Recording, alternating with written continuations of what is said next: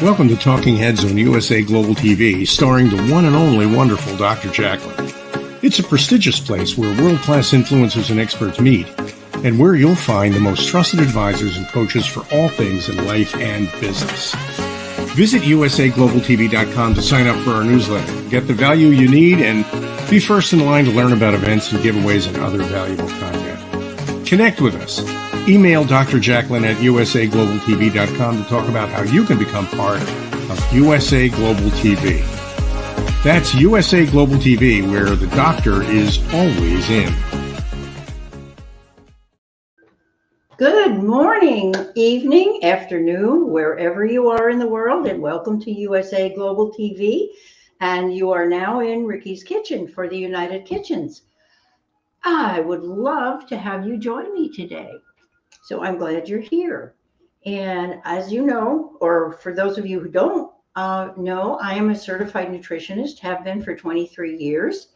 I love food. I am a foodie. I love to play with food and cook food. And in Ricky's Kitchen and the United Kitchens, here we work with intuitive cooking, which is basically if it looks good and smells good and you like the way it smells, put it in. And so we're working on happy holidays this time.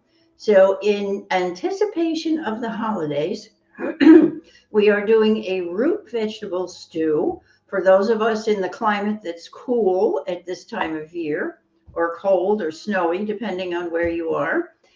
This is an absolutely marvelous either stew or soup, because I'll show you how that works in a little while. But we're going to work with a number of different things. First, I'm going to take a drink of water from my cup. If you're interested, it's on rickiskitchen.net, and you can find my Take Whisks cup, which makes a wonderful gift, by the way, for your favorite chef.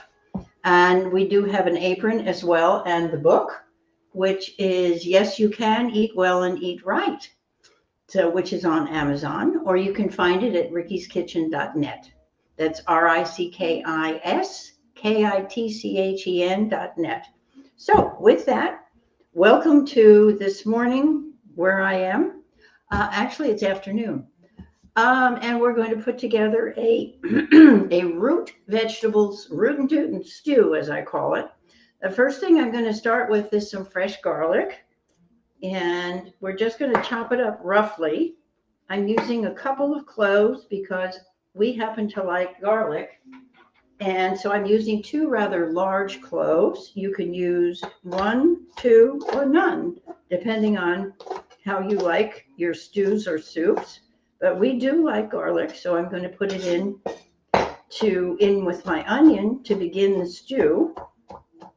And I'm going to call it a stew because actually when I've made it before, it depends on whether you put the top, literally top on the pot while it's simmering, or you leave it off. Because when we leave it off, then it thickens, and I'll show you exactly how it looks.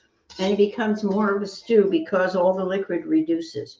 We're going to take our chopped garlic and put it in the big pot. As you can tell, I'm anticipating a lot of soup or stew. I'm going to put some olive oil in, about at least 1.5 tablespoons, and turn my range on to high. And the reason is we are going to do what's known as caramelize the vegetables, which means bringing them up to a high heat. And actually, I'm going to put it on medium high to start. Bringing them up to a high heat so that they will almost burn. And caramelizing is really cooking them fairly thoroughly so that it brings the sweetness out of the vegetables, the natural sweetness that's there. Excuse me. Need another knife. Here we go. And I'm going to use half of this onion because I'm also using a leek. So I've got half of a large, well, it's actually a medium-sized onion. I'm going to take the skin off because it works better that way. And then I'm going to chop my onion up. Just roughly. It's a stew or soup, so we're going to chop things up roughly. And let's take the paper out. Someday I'll figure out how to use the onion skin for something, but not right now. And we're going to chop that up and put it in there with the garlic to begin the soup or stew. It's funny, I keep calling it soup, and you'll have to forgive me because I've done this before and we've made soup. But this time we're making it into a stew, as I said, since we're going to leave the the top off the pot. And I need to take one more layer off this onion. Sorry about that. Okay. It'll be a lot easier to cook and taste once I get this other layer off. There we go. Sometimes that happens. Yeah. And as I said, I'm just chopping it up roughly. And the reason I'm using about a 6-quart pot, or at least a 4-quart pot for this, is you want room for it to simmer, and you want room for everything to caramelize up the side of the pot. And I can hear the garlic starting to sizzle, so whoops, another little piece of skin there. So I'm going to take my onion and bring it over. There we go. I think you can hear it starting to sizzle, which is a lovely sound. And it's also going to start filling the kitchen, which is why people gather in the kitchen, with the lovely aroma of onions, garlic, and olive oil together. So our next little goodie that's going to go in is half of an acorn squash. Now, I am a proponent, if you've seen the show before, of scrubbing, not peeling. And if it sounds strange to you, this is a little baby acorn squash. I'm going to take the seeds out. Normally, I would take the seeds and roast them, but there's not really enough in here, and we're just going to take them out and clean it out so that we can put it into the stew.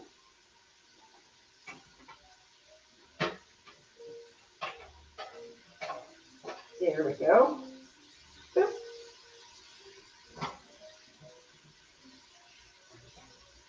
Okay, so we're going to cut this up. Since we're going to put it in with the peel, I'm going to cut it into bite-sized, small bite-sized pieces. And please don't worry about it, because what you're doing with adding the peel is adding fiber to your whole stew. So I'm going to cut it up and into little bite-sized pieces, as I said. And just we're going to put it in right in there with the peel. And I spent several years manufacturing very hearty soups and stews. And one of the things that was really satisfactory was when people came back for more, they would purchase the quarts and pints, and they kept saying they're losing weight eating the stew and the soups. And I realized, of course, as a nutritionist, that what they're doing is they're getting more fiber than they usually would get. Okay, woohoo! We're going to have to mix that up a little bit. I've turned it down to medium high. I think you can hear it sizzling, which is a lovely sound. There we've got onion, garlic, and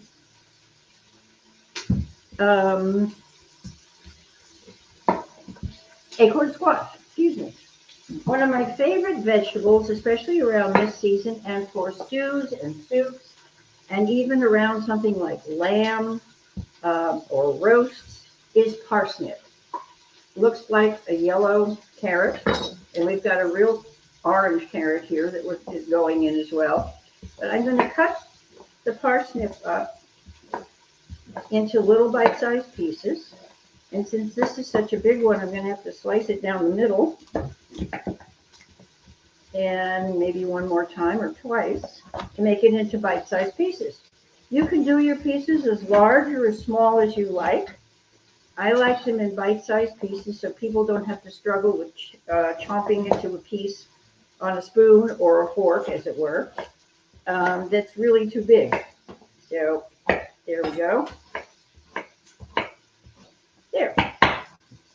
Because a lot of times the dishes that I make, we have a lot of company and we feed a lot of people. So here goes the turnip. And actually I'm down to about medium. Depending on your range, depends on what heat you want to put it on. I'm going to do the carrot, and then I'll let you take a look at what's going on over there.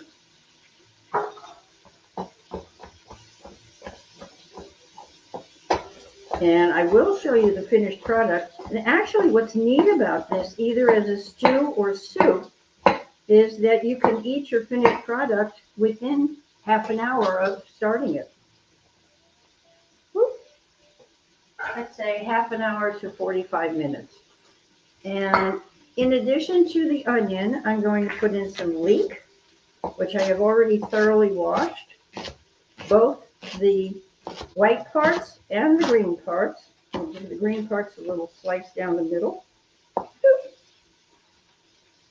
Make sure you open up the leeks when you wash them to make sure that there's nothing lurking inside the top leaves or within the bottom. The combination of the flavors of leek and onion I happen to absolutely love, and I think that you'll find that it gives stews and soups a wonderful flavor. Now, this is the thing. I'm going to use a beet. Actually, the recipe originally called for gold beet so that it wouldn't actually turn the stew or soup as red as it gets. But since I couldn't find gold beets at my favorite market, we're going to use a red one. So, and I'll show you in a couple of minutes how that does definitely color the whole thing. And let's see, I think I'm going to use just half of this lovely beet because it's quite large.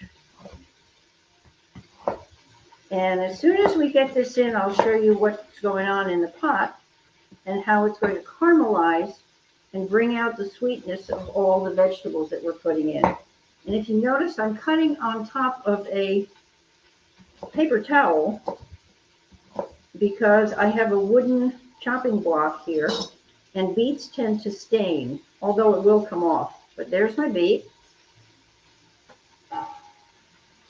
So far we've got a whole bunch of goodies in there. I did find something that's also seasonal, Jerusalem artichokes, which are actually not artichokes, and I have no idea why they're called that, but they're seasonal, and I find them absolutely delicious.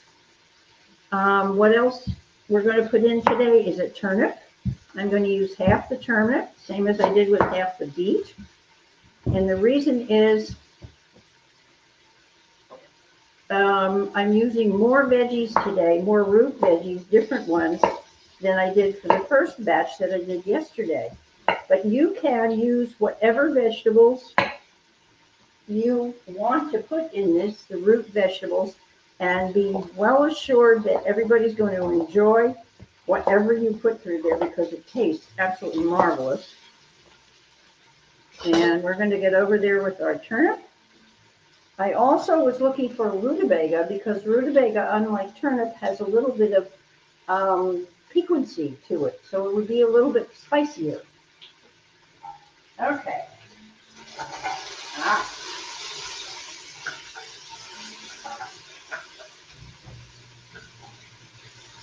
All right. Now I want you to see what this looks like because this is where the caramelizing comes in. Let's see if we can get over there. There we go. So you can see how we're beginning. You can see that the onions are browning. And we're beginning to get a little color from the red beet, which is interesting. And what I'm going to do is keep it up on a little higher heat so that it begins to almost stick to the pot. That's what we want, because that's the caramelizing.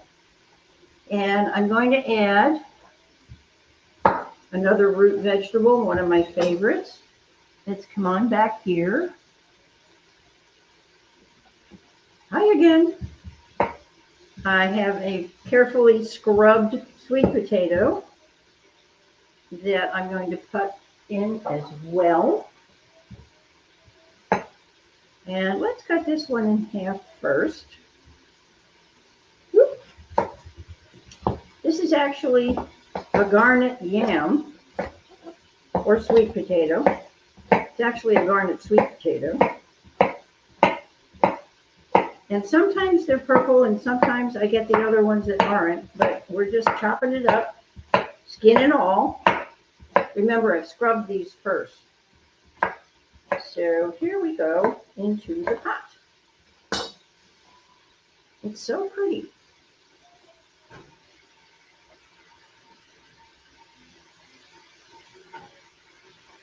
And a wee bit of celery never hurt anybody's stew or soup. So we'll put some of that in.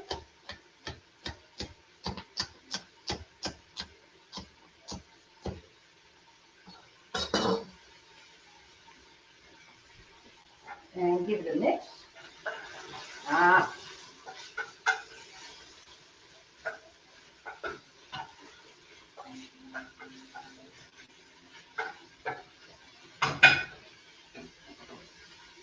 Excuse me. Okay. So we have onion, we have carrot, we have, turnip, we have sweet potato, and right here I have an accumulation of little baby mushrooms. I've got baby bella mushrooms, and I've got little teeny tiny red potatoes. The tinier the better. And I'm going to cut the bigger ones in half because I want them really small. They're all probably the size of way smaller than a golf ball. Okay, so we've got the potatoes, and I can hear my sizzling.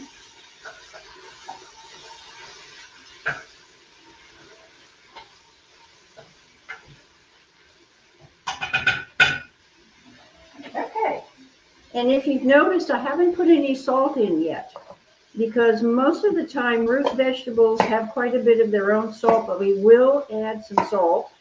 And I'm using kosher salt, the big chunky kind. I'm going to cut up my Jerusalem artichokes. Oh, and one of the things that I've used in some of the stews and soups before has been, believe it or not, daikon radish, which interestingly, when you cook it, turns translucent. If you're familiar with daikon, it's a medicinal big white radish. It also comes in red, but usually you see white. So this one's got Jerusalem artichokes instead. And now what I'm going to do is put my potatoes in as soon as I caramelize here.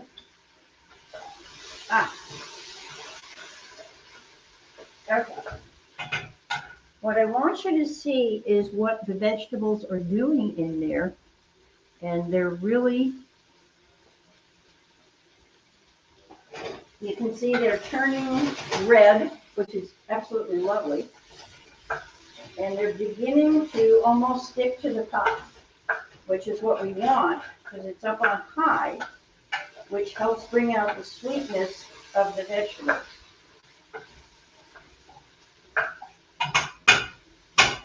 And if you're wondering why we haven't put any liquid in, that's what I'm about to do. I'm going to take my hot water and measure 2 cups. You can see it's steaming, so it's boiling water. And I've got 2 cups, but there's one thing missing. and I'll show you what I'm talking about, because I happen to like a wee bit of either chicken broth or beef broth, and today we're going to use beef broth. If you want to make this a vegan soup, you can use just plain water. You can use a veggie broth or veggie bouillon, or you can even use a mushroom bouillon. So what I'm using today is beef broth to make it have a little bit deeper, richer flavor. And I'm going to take about a tablespoon, which is about all that's left in here, which equals about 3 teaspoons, which would be about 3 cups of the broth. So I'm going to take this within the 2 cups of boiled water. And the reason I'm using boiled water is twofold. Number one is that it helps dissolve the base that I'm using, or if you're using a bouillon cube, it will help dissolve it much quicker than putting it in the middle of the whole thing and having it get lost in there and wondering when is it going to dissolve. And I'm using the boiling water because it does not stop the cooking process once I put it into the vegetables. So let's show you what we're doing over there.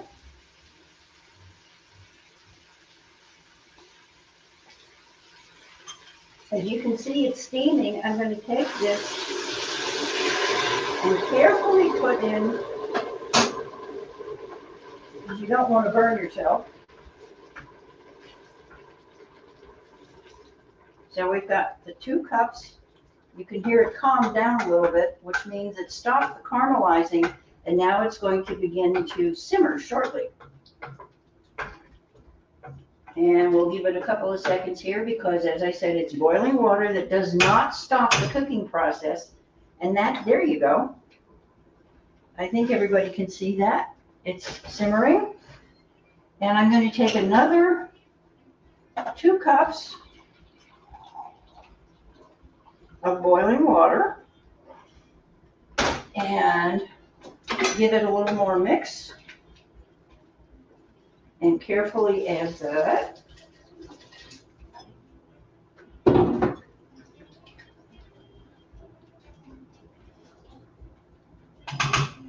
Okay, and here's where we will add about a teaspoon of the kosher salt. Just roughly a teaspoon. You don't want it too salty. One of the things that I have always found in restaurants, of course, you do use salt to help bring out the flavors of the foods that are used. But one of the things that I have found, and I'm sure you've experienced the same thing in certain places, is that the commercial soups are way too salty. So we're not going to use a lot of salt because everybody can add their own salt. I will add some pepper shortly. I'm going to put my little potatoes in now and let them start to bubble. And I'm going to carefully, I've taken my baby bellas, I'm going to cut off the stems. They've all been wiped and washed. And of course, you know, you don't really wash the mushrooms unless you use a cloth or a mushroom brush, because you don't want them, they will absorb whatever water and get soggy that you use. So this one's fine. And as I said, I've got the baby bellas. They're little tiny guys. And I've got about a dozen, roughly. Let's see. And you can see they all fit in my hand, so they're little tiny guys, and we're going to put those in. And mix them around.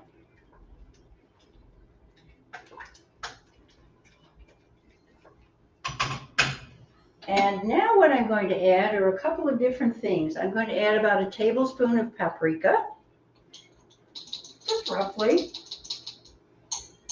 maybe a little less. Whoops, well, okay, there we go. This is one of those jars that doesn't have a little sprinkle top on top.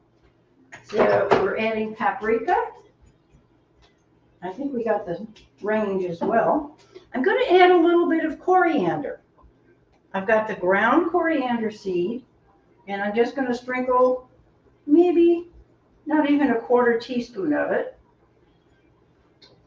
And then I have my dried basil. We're going to do about a tablespoon of that. And again, as I said, whatever spices you want to put in, these are the earthy ones that we like. So that's why I'm using them, the paprika and the coriander and the basil, which is kind of a strange combination, but it works. And then I'm going to put in 2 bay leaf, or leaves, as it were. Okay, and let's get that all mixed up in there. Ah, yum.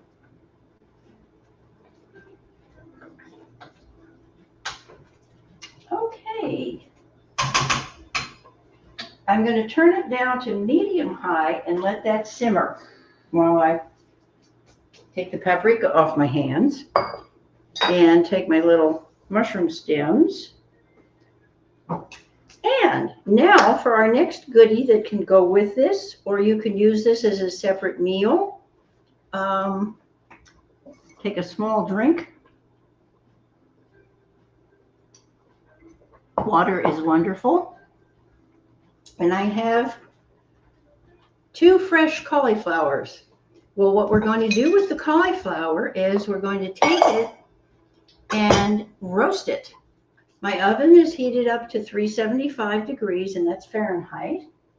And I'm going to take my small Pyrex baking glass dish, put a little bit of olive oil in it.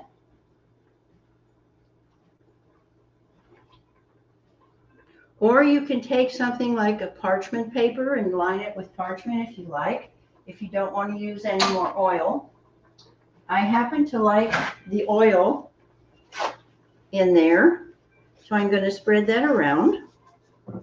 You can use a paper towel, or you can use wax paper, whatever it is, but make sure you line the bottom of it with the oil. And the reason is you don't want the cauliflower to stick. And I'm going to take my cauliflower and mix up a marinade to put on top of it. Actually, not really a marinade. It's going to be a sauce that goes on it. Very simple and very elegant for serving. I'm going to cut it into about 1-inch thick steaks. And let's see if I can get this one.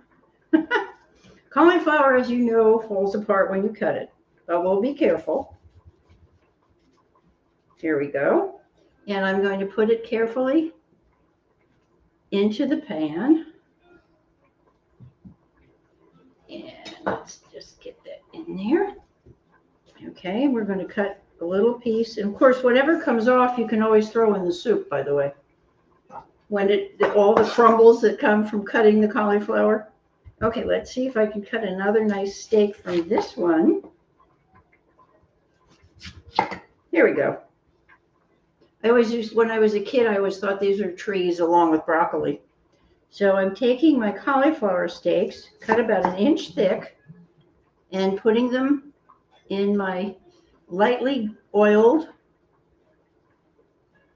baking pan. You can use a cookie sheet as well. I'm going to put as much as I can in there. And now for the marinade. Very, very simple and easy. Soy sauce, Dijon mustard. And as soon as I get the cauliflower out of my way, as I said, I've heated my oven to 375. And I'm going to take about a tablespoon or a little bit more, because I've got a bunch of cauliflower in there. So I'm going to take maybe close to 2 tablespoons of Dijon mustard and about a tablespoon of actually I'm using low sodium organic soy sauce, roughly a tablespoon of that. And we're going to whisk that up, my favorite tool. We're whisking up something really good in the kitchen. And you can see it Let's get that closer so you can see. We've got this lovely brown sauce to spread on the cauliflower. And if that's too simple for you, I'm sorry. This really makes a delicious tasting steak of cauliflower, especially for vegans or vegetarians. And all I'm doing is coating the top one side of each of the pieces of cauliflower that are in here. And I said they're about an inch thick. And we will just pop that in the oven.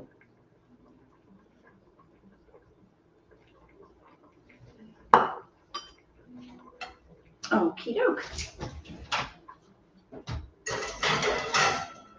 Yeah, it's up to 375, so that will roast nicely. And we're going to time that to about 15 minutes.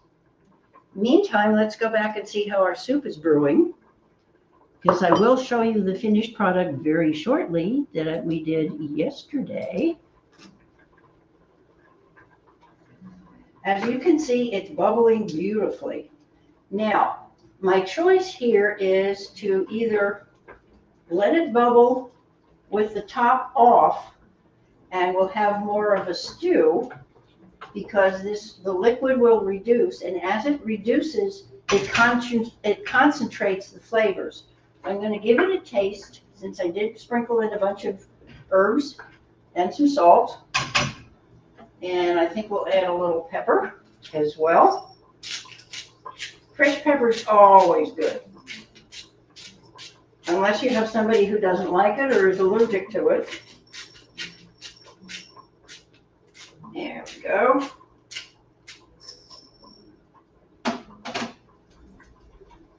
And we'll just mix that in. Stir it up really fine.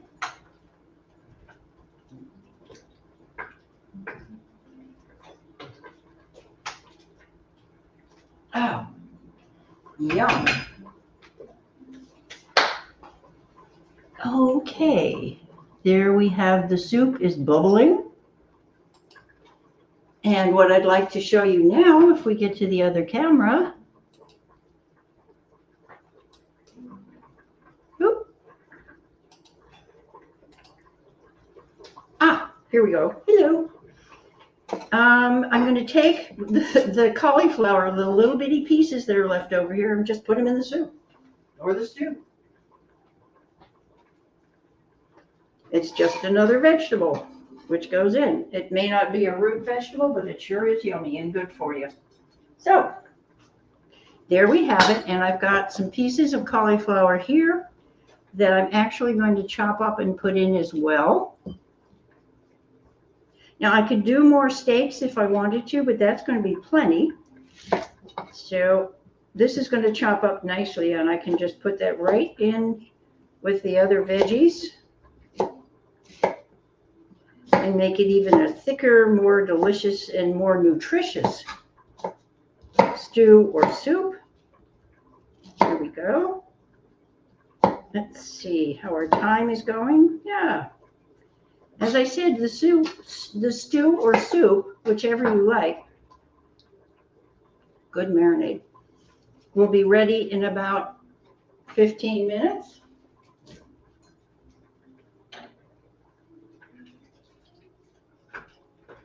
And I'll show it to you again, because of course all that nice white cauliflower is going to turn red due to the beet that's in there.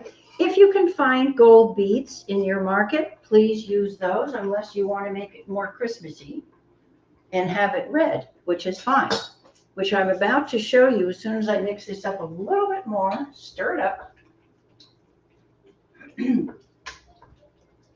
and give it a taste. Oop, let's just...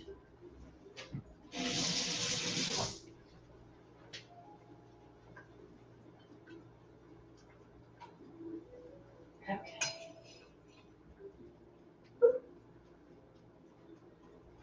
Ah, that is hot.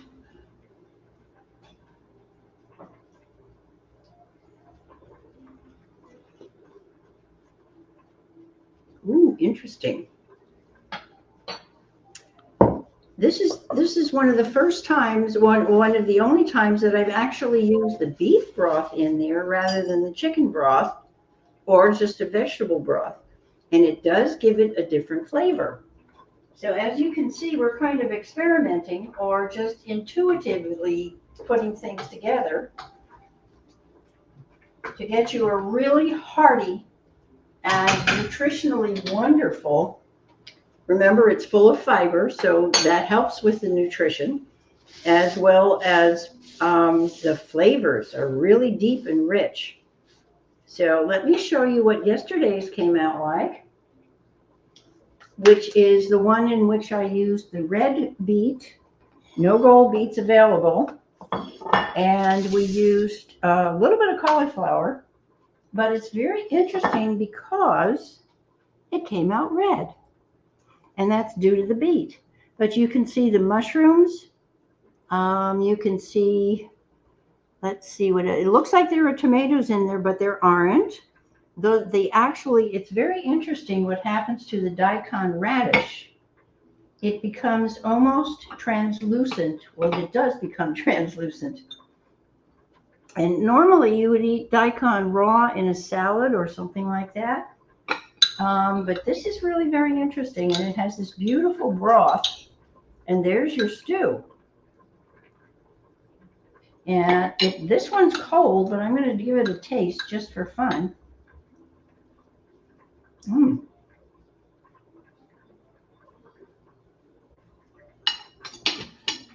I have to tell you, even cold, it's good.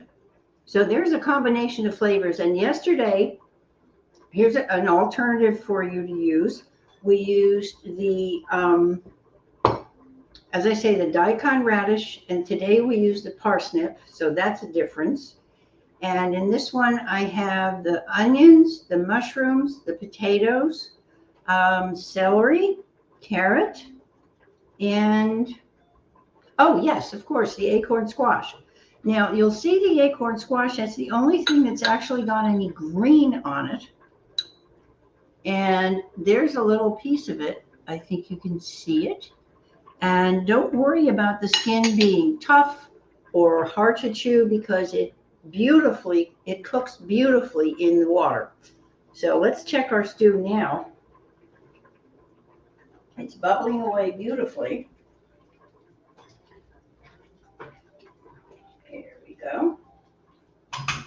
And since we've got about 10 minutes, or actually that's been on for closer to the 30 minutes, which is perfect.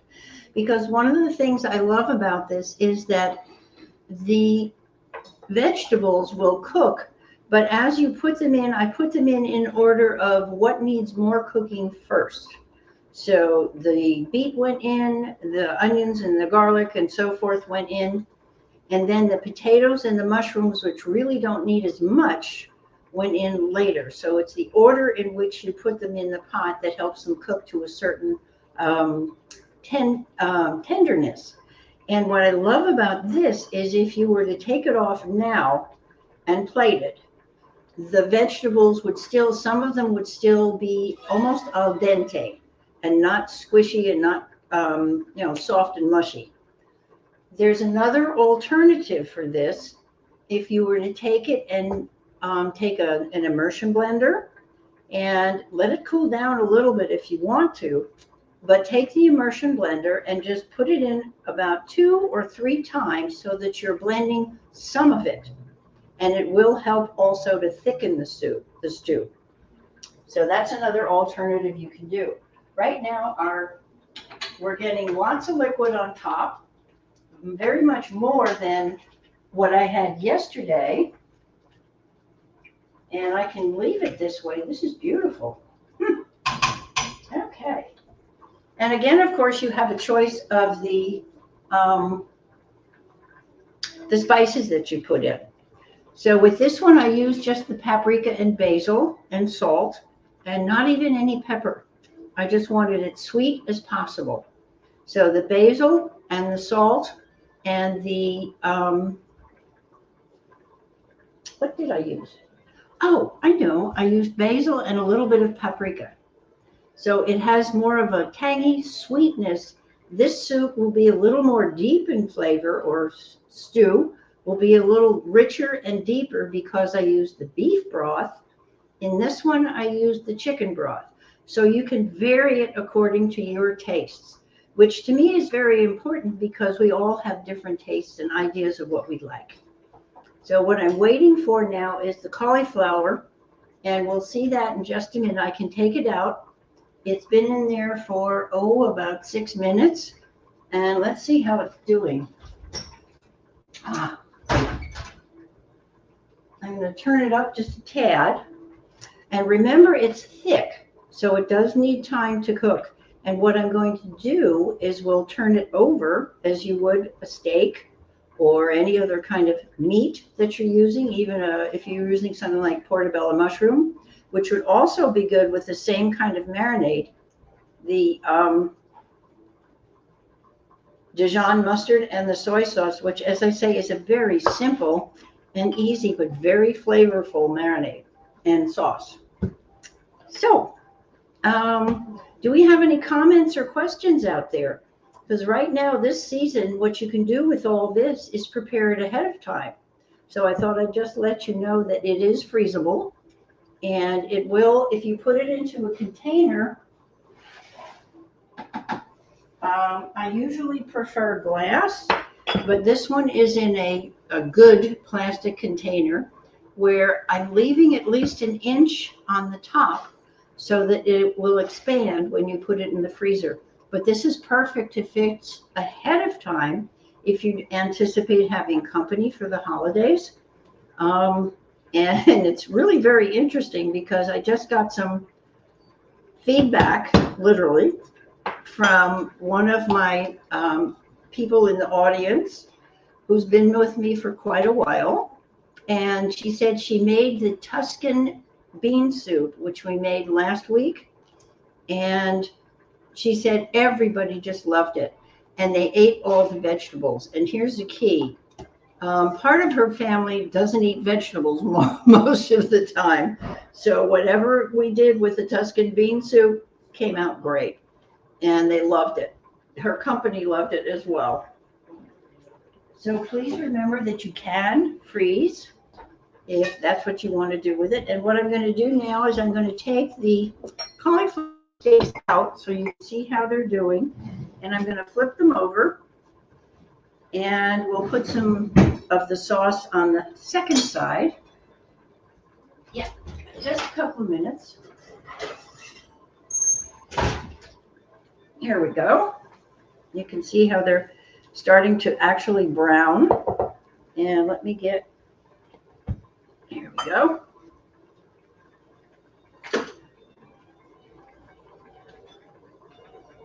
I'm going to reduce the heat on the stew right now down to low. I'm going to carefully, I hope, turn the cauliflower over. And it should be browning on the other side. It will shortly. Here we go. This is the fun part.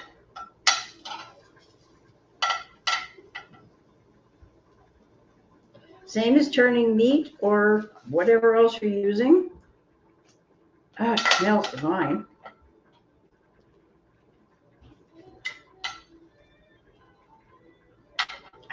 Yes.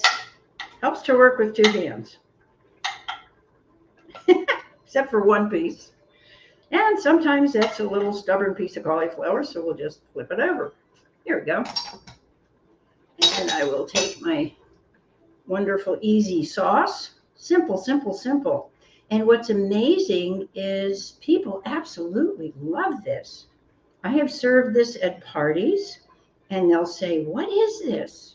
Of course, they know it's cauliflower, but it's the marinade that makes it. And you can vary the sauce with a couple of different things if you wanted to. But this is just so simple. I really enjoy doing this, and I've gotten such great feedback, literally, that it works every time.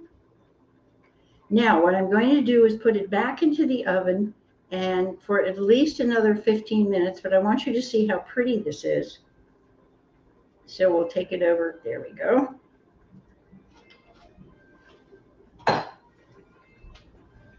And remember, it's hot. So there we go.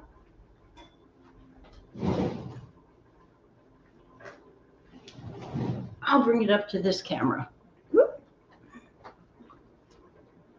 There we have it. And it comes out a little bit browner when it's finished. I'm not sure we have enough time left to actually let you see the finished product. I'm going to turn it on for another 15 minutes. Because remember, those cauliflower steaks are at least an inch thick, so they do need time to cook all the way through. They will come out not mushy, they'll come out baked or roasted so that they're still fairly, not really solid, but cooked through like a piece of meat. So if you're having vegan friends, or if you're a vegan or vegetarian, it's a absolutely perfectly wonderful thing that you can serve to yourself and vegan friends. We're going to take one more look at our stew. It is reducing. And I believe you could actually finish it right now if you were ready to eat and just serve it hot. I may have someone here shortly who will be tasting, but I just want you to see how pretty it is and how it's reducing beautifully, but it still has plenty of liquid if you were to serve it as a soup. So let's see how that looks. Let me take 1 cup and we'll put it in so you can see this one. It's a little different from the other one.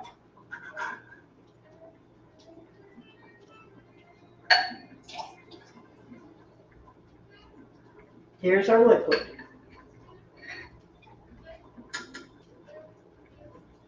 And this time,